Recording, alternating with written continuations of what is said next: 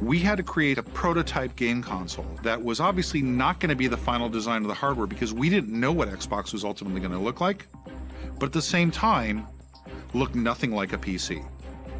I had started working with the hardware guys' rapid prototyping group, which was literally in the parking garage.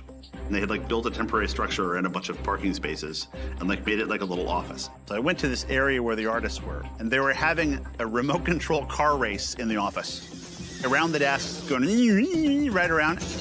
And that's how I met Horace Luke. In a lot of ways, I work very scattermind. I don't really work on a linear path.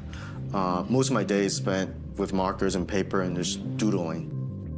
I remember the guys coming in about 6 or 7 in the evening when everybody's leaving the office with this big motherboard from the 90s. This gigantic board that had all these PCI slots on it and said, put this into something that is presentable on stage.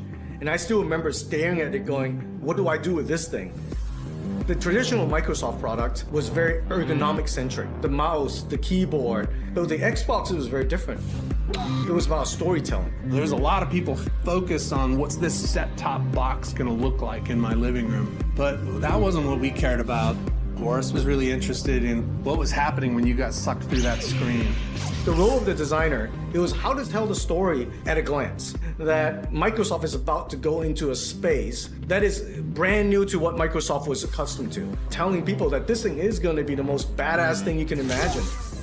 I would go down and visit Horace, and there would be scraps of prototype drawings and other pieces of vision work that he would have. The whole idea was this nuclear reactor almost, trying to hold this energy that's inside that is so intense. He's like, dude, we need a metal X, and it's got to have a green eye, you know, shooting a laser out. And he's always gonna use sound effects, so he's gonna be like... I wanted to blind people, because that's kind of how Horace would talk about these things. That sense of escape and that sense of capability and power is what we try to create with this green portal. And inside there, everything is possible.